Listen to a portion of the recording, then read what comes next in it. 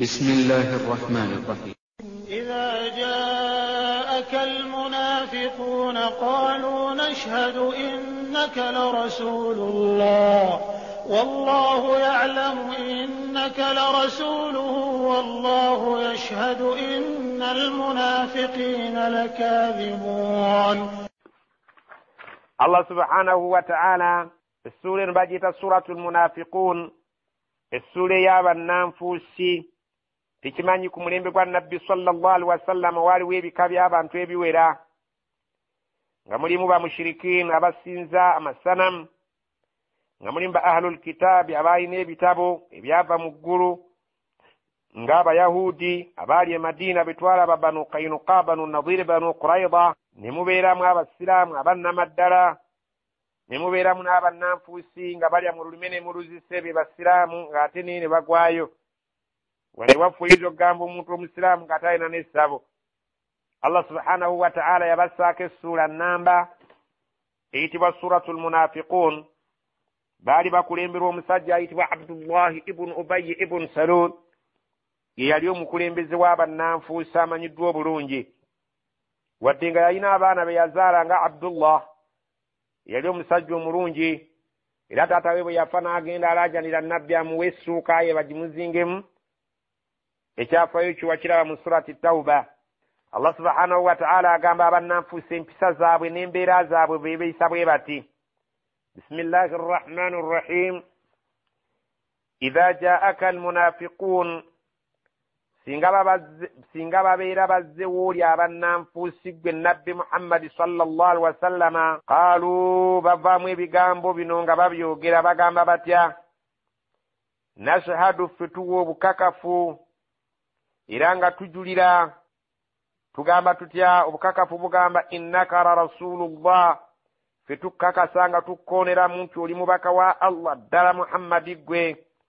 Wallahu ya'lamu, Allah amanyi mulungi nnyo, innaka la rasuluhu, nti oli mubaka we yadde nga tebakkooneddeemu.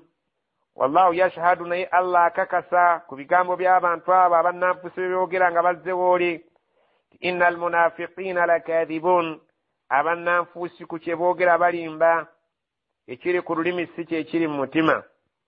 اتخذوا أيمانهم جنة فصدوا عن سبيل الله إنهم ساء ما كانوا يعملون. اتخذوا أيمانهم, bafuula okulayira kwabwe kuno kwe balayira nga bali w'oli, junnatan nga y'engabo mwe beekwese obutabategeera bunnanfuusi bwabwe.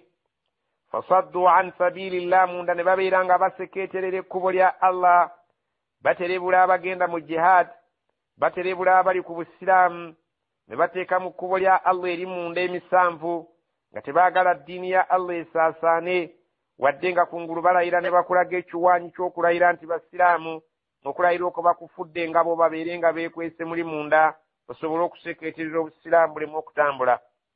Innahum, mazima abantu abo saa ma kaanu ya'maluun, kibi nnyo kye baali nga bakola ekyokusekeeterera obukkiriza. Dhalika biannahum aamanu thumma kafaru fatubi'a ala qulubihim fahum la yafqahuun. Dhalika, ekyo bwe kityo bwe kyali, biannahum, ku lw'okubanga abantu abo amanu, bakkirizaako nti lumu, ashhadu an la ilaha illa Allah wa ashhadu anna Muhammadan rasulullah, thumma ate oluvannyuma kafaru, ne bakafuwala beekyusiza mu kitinga embazzi ate ne badda mu basabo. Fatubi'a ala qulubihim, emitima gyabwe ne gisaanikirwako, fahum la yafqahuun, tebakyaddayo kutegeera. Allah yabamma, banyiigira n'abamma okutegeera ekituufu. وإذا رأيتهم تعجبك أجسامهم وإن يقولوا تسمع لقولهم كأنهم خشب مسندة يحسبون كل صيحة عليهم هم العدو فاحذرهم قاتلهم الله أنى يؤفكون. وإذا رأيتهم سينغو باتندكون وبرابا tujibuka ajisamuhum, emibiri gyabwe gikusanyusa balabika bulungi ng'abasiraamu, balina enkofiira, bambala ekkanzu batunulira ddala kisiraamu ddala ng'obatunuddeko beewuunyisa emibiri gyabwe olabira ddala nga abasiraamu abawedde emirimu. wa iyakulu singa ateka kutanda n'owulira ku bigambo bye boogera tasma' liqawlihim owulira ebigambo byabwe nga ddala mu butuufu byebyo bannyonnyola obusiraamu naawe n'okakasa ebigambo byabwe n'omatirira ddala nti wamma be basiraamu bulijjo bwe twewuunya kwoliti etakyalabika boogera ne basula n'ennyenje nga baluŋŋamya ensonga z'obusiraamu naye nga munda miwulenge. ka annahum khushubun musannadan nga balinga emiti emikalu egyesigamiziddwa ku bisenge. obusiraamu kisenge ekiri ggulugulu nga bw'oba okyesigamizaako omuti omukalu mu butuufu tegulina kye guyinza kutuusa ku kisenge ekyo. n'abannanfuusi abo balinga ebiti ebikalu ebirimu emiwulenge ebyesigamiziddwa ku kisenge busiraamu ggulugulu tebalina ngeri gye bayinza kubunyeenya wadde okubuleetako olunyaafa wabula bamala biseera byabwe mu nkwe zaabwe ezo ze bakola. yasabuuna nga balowooza bwe batuula awali nnabbi ne bawulira nga nnabbi akangula eddoboozi ayogerera waggulu ng'ensonga ebadde yeetaagisa kwogerera waggulu. yasabuuna batuuka ekiseera ne balowooza kulla sayhatin nti buli nnabbi lwayogerera mu ddoboozi ery'omwanguka alayhim agenda kwogera kubo nti agenda kubikkula buziina bwabwe, agenda okubeera ng'abaanika humul aduwa abantu abo balabe. nabbi yali abamanyi naye nga tayagala kubabuulira nti oli munnanfuusi, naye yayogeranga obubonero bw'omunnanfuusi abategeera obubonero obwo ne babalaba nga be baabo. humul aduwa abo be balabe bannambeemu eri obusiraamu ku lw'okubanga mubeeyabiza ne mulowooza nti basiraamu. fahdharuhum beewale nabbi muhammadi sallallahu alaihi wasallama qatalahumullah allah yabassako ekikolimo kye anna yufakuuna ngeri ki gye bayinza okutagalatagala ne bava awali amazima nga tebagamanyi nti ge gagenda okuwangula. وإذا قيل لهم تعالوا يستغفر لكم رسول الله لووا رؤوسهم ورأيتهم يصدون وهم مستكبرون. وإذا قيل لهم سينغا باباكو كباغامبدوا gambanga ta'alawu mujje yastaghfir lakum rasulullah mubaka wa allah yegayirire allah basonyiwe olwebyo bye mwogera ebitali bituufu ng'ate bimutuukako. lawwaw ru'usahum banyenye emitwe gyabwe ne babeera nga tebaagala na kutunuulira oyo abagambye nti mujje nabbi abagayirire allah abasonyiwe. wara'aytahum yasuddun n'obalaba nga ddala enneya yaabwe emaliridde kuteeka misanvu mu kkubo lya allah.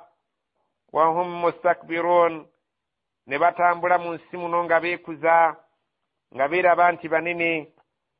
ekyafaayo kitunyumiza nti bwe baali mu bani mustalaka waaliwo olutalo nabiyuna muhammadi sallallahu alaihi wasallama lwe yagendamu banu mustalaka ng'olutalo olwo lwali ava ku nsonga nti abasajja abo baayagala okulwanyisa bani mustalaka obusiraamu okubumalawo. nabbi amawuli ne gamutuukako n'agamba tugende tubalumbe. baali bakulemberwa omusajja yayitibwa al-Harith ibn abi darara. musajja oyo yali taata wa Juwayriya. nabbi sallallahu alaihi wasallama gwe yawasanga y'omu ku ba ummahati al-mu'minin. nabbi bw'amala okutegeera nti bagenda okutulumba ye n'abeesooka n'agenda n'agumba mu kifo ekiri okumpi n'oluzzi lwabwe ekyali kiyitibwa awali amazzi mu kifo ekyayitibwa al-Muraisi' kiri kumpi n'ensalo mu kitundu ekiyitibwa Kudaid. n'abazinda mu kiseera awo we baali nabiyuna muhammad sallallahu alaihi wasallam byagenda okuwunzika ng'olutalo alumaliriza nga yawangudde. abaana baabwe baawambibwa n'abakyala n'ebyobugagga byabwe. nabiyuna muhammad sallallahu alaihi wasallam n'abigaba nga fayu bwe twagirabe bwetambula bwegabibwa mu ssuula gye twakulembedde ya Hashir. naye nabbi sallallahu alaihi wasallama bwe bamala okugaba n'abakyala bamala okugaba n'ebyobugagga abaana, nabbi yagabanamu omugabo gwe gwagwa ku muwala w'omukulu yali akulira olutalo Juwayriya. nabbi sallallahu alaihi wasallam n'amuta n'amujja mu buddu oluvannyuma n'amuwasanga omukyala. nabbi sallallahu alaihi wasallama abakkiriza bwe baalabanga nabbi atadde omukyala oyo amujje mu buddu, abakyala bonna be baali babagabidde ng'abaddu nabo ne babata, kubanga olwo bamaze okubeera nga nabbi sallallahu alaihi wasallama tebayinza kubeera nga balamuba omukyala ono nabbi gwatutte nga baganda be bawambiddwa ng'abaddu. ekyo basahaba bakirabanga tekijja, nabo ne bata bakyala baabwe. Aisha agamba radiyallahu anha, agamba a'lamu imra'a, simanyiyo omukyala kanat a'zamu baraka ala qawmiha min Juwayriya binti al-Harith, simanyiyo omukyala mu nsi muno yasinga kuba na mukisa, ng'omukisa ogwo gwabuna abantu be bonna nga Juwayriya mujjawe binti al-Harith, eyateebwa n'aggyibwa mu buddu bitazwiji rasulullah sallama laha, olw'okuba nabbi yali amuwasizza abantu be nabo ne babeera nga basahaba be baali bafunye nabo babata 100 ahli baiti min bani mustalaq, ne muteebwamu mu bani mustalaq abantu 100 olw'okubeera nti nabbi sallallahu alaihi wasallama yawasa omukyala oli, ne bagamba tunaabeera tutya n'abantu b'omubaka, mukyala w'omubaka n'abantu be nga ffe tubayina nga be baddu, ne babeera nga babata. naye mu lutalo olwo lwayogeza abantu ebisongovu, omusajja yali ayitibwa omukulu w'abannanfuusi Abdullah ibn Ubay ibn Salul, yayogereramu ebigambo ebibi ne bituuka ku nabbi sallallahu alaihi wasallam. mu bigambo ebibi yayogera, basahaba ne bamugamba, genda nabbi ategedde ebigambo biwayogedde, yegayire Allah akusonyiwe. n'akyuka nga tayagala na kutunuulira muntu amugamba nti genda nabbi yegayire Allah abeere nga akusonyiwa. n'avaamu ebigambo ebigamba amartumuni, mwandagira an umina, mbeera omukkiriza, fa amantu, nenzikiriza. kati mumanja ki? wa amartumuni, ne mundagira an utiya zakata, ne mpe zaka maali mu sente zange, fa ataitu, njibawa. fama bakiyat, wali kisigadde illa an asjuda li Muhammadin, kuŋŋamba kuvuunamira Muhammadi. mu Luganda lwaligaye kati musigadde kuŋŋamba kumukomba mu bigere. ekigambo ekyo ne kibeera nga kituuka eri nabbi Muhammadi sallallahu alaihi wasallam. basahaba ne bamugamba, nabbi yategedde ebigambo biwayogedde ebingi, genda omugambe, genda akwegayirire Allah akusonyiwe. omusajja oyo yaguguba, n'atuuka okugamba ng'avamu ekigambo nti Muhammad watuusa afaanagana n'ekigambo kyabwe abageresi beewaabwe kye baayogera nti sammin kalbaka yaakuluk, weesafuwalize embwa ye ekulye. wano mu Luganda tugamba nti gw'owonya eggere yakola ki? Muhammad twamuwonya nga bamutulugunya, ate kaakati atamuse tubonyaabonya. gojja mu kyalo yalwana ggodde mu kyalo, n'avaamu ebigambo ebifaanaganako ng'ebyo ebinyiiza nabbi sallallahu alaihi wasallam n'ebirala bingi. nabbi n'abitegeera. Allah gwaga nti wa idha qiila lahum, bwe babaera abannanfuusi babagambye mujje, taalaw, mujje yastaghfir lakum rasulullah, omubaka ayegayirire Allah abasonyiwe ku bibavaamu ebitamusanyusa, lawaw ru'usahum, bakyusa emitwe gyabwe nga tebaagala kutunuulira bano babagamba nsonga eyo. wara'aytahum yasudduuna, n'obalaba nga mu butuufu beewaddeyo okubeera nga amateeka ga Allah bagasuula enkoto yaabwe. wahum mustakbirun, ne beewaayo okuwangaala nga beetwala mu nsi muno nga bakiwagi abanene. سواء عليهم أستغفرت لهم أم لم تستغفر لهم لن يغفر الله لهم إن الله لا يهدي القوم الفاسقين. سواء عليهم تيجب جبالي استغفرت لهم ويغيرد الله بسنيوه أم لم تستغفر لهم وباتي ويغيرد الله كبسنيوه lan yaghfira Allahu lahum, Allah simwete futefu kubanga abasonyiwa. inna Allah la yahdi alqawma alfasiqin, Allah talungamya abantu ngabo bonoonyi. هم الذين يقولون لا تنفقوا على من عند رسول الله حتى ينفضوا ولله خزائن السماوات والأرض ولكن المنافقين لا يفقهون. هم الذين بيبانtu abo يقولون aboogera lunye nga boogera ebigambo bino la tunfiqu ala man inda rasulillah mulekerenga okuwaayo saddaka eri abaavu abatuula wali nabbi hatta yanfaddu okutuusa lwe baligumbulukuka wali nabbi ne bamuviira n'asigala omu. Ekyo muyinza okubanga mubadde temukimanyi naye kimu ku bye boogera. Walillahi khazainu samawati wal ardi, ne beerabira nti Allah yalina amawanika g'eggulu n'ensi, asobola okuliisa abo abali awali nabbi yadde nga baavu n'abatuusaako mu mawanika ge agali mu ggulu n'ensi ne babeera nga tebasobola kuvaawo okujjako okuyiga obusiraamu. Walakina almunafiqina la yafqahuna, yabannanfuusa ekyo nakyo tebakitegeera. يقولون لئن رجعنا إلى المدينة ليخرجن الأعز منها الأذل ولله العزة ولرسوله وللمؤمنين ولكن المنافقين لا يعلمون. يقولون إلى بوغيرا لنye nga bulijjo bwe mukimanyi era baayogera ekintu ekyo nga bali mu lutalo olwa Bani Mustalaq.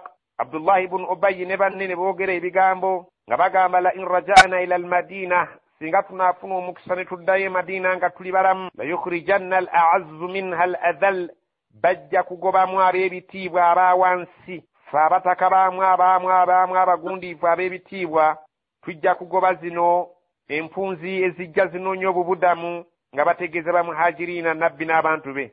Naye Allah agamba nti ebigambo ebyo babyogera yadde ebimu bibatuukako ebirala nga temubituukako tubibabuulidde, naye beerabidde walillahi al-izza, beerabidde nti Katonda yalina ekitiibwa ekyannamaddala.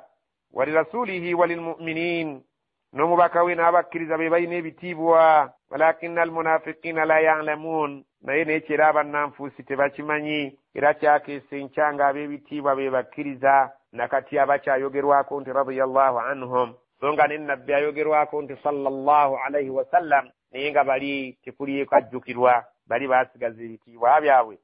يا أيها الذين آمنوا لا تلهكم أموالكم ولا أولادكم عن ذكر الله ومن يفعل ذلك فأولئك هم الخاسرون. يا أيها الذين آمنوا أبانهم أبكرزا la tulhikum amwalukum, tezibasiwa zange sente zammwe nezibajja kubeera nga mugondera Allah, wala auladukum wadde zadde lyammwe an dhikrillah, ne mulemu okusaala olw'okuba mukabassana n'okufuna emmaali n'okunoonyeza abaana school fees.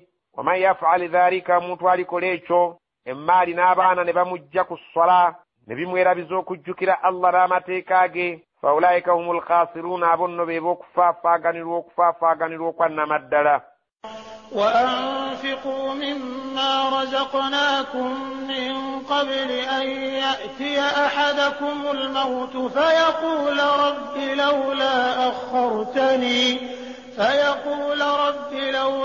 أخرتني إلى أجل قريب فأصدق وأكن من الصالحين. وأنفقوا موينغا mimma razaqnakum, nga mujjamu eyo riziki gye tuba tubatuusizzaako, muwengayoko eri Allah subhanahu wa ta'ala, min qabli an ya'tiya ahadakumul maut, nga ekiseera tekinnaba kujjira omu ku mmwe ekyokufa, fayaquula, asobole okubeera nga bw'anaaba olumba atuusa ajja kwogera, fayaquula, ajja kwogera ng'alaajana nga amaze okukakasa nti essaawa etuuse, teri muntu ajja kufa okujjako nga Allah atuwa obukakafu nti ajja kulaajana mu ngeri efaanana ng'eno, naddala oyo abadde ku nsi nga tasaddaaka, nga tateeka ssente ze mu bifo Allah by'ayagala.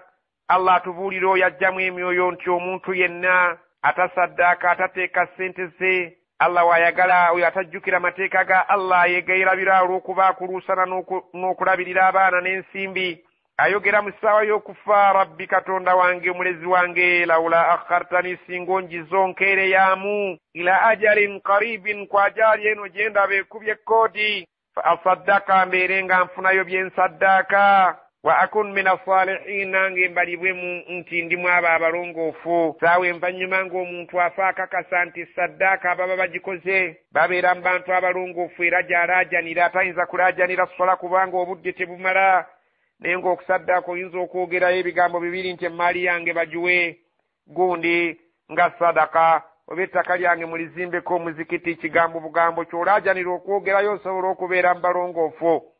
ولن يؤخر الله نفسا إذا جاء أجلها والله خبير بما تعملون.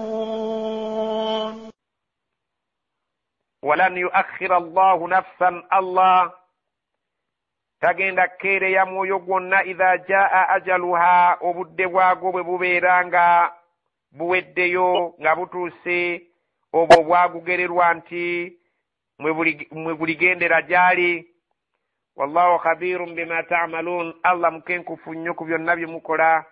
walina obudde obumala okukola ebintu ebyo naye tewasobola kubeera nti obikola. allah subhanahu wa ta'ala mukenkufu ku byonna bye tukola. tumusaba allah akkirize emirimu gyaffe. emaali n'abaana bireko twerabiza allah. obulamu bw'abaana okubeera obulungi buyinza okwerabiza allah subhanahu wa ta'ala by'ayagala, n'ogenda mu shiriki olw'abaana, n'ogenda mu shiriki olw'ensimbi, n'osalako banne emitwe n'olembeka omusaayi osobole okukuuma obugagga bwo. ebitundu by'ebyama n'obijja ku banne osobola okubeera ng'ogaggawala, notta n'okuba munne ennyondo owa booda osobole okufuna ssente. neweerabira nti allah subhanahu wa ta'ala ebyo byonna yabiziyiza, naye waliyo okulaajana ng'ova mu nsi naye nga togenda ganyulwamu ebyo by'olaajana.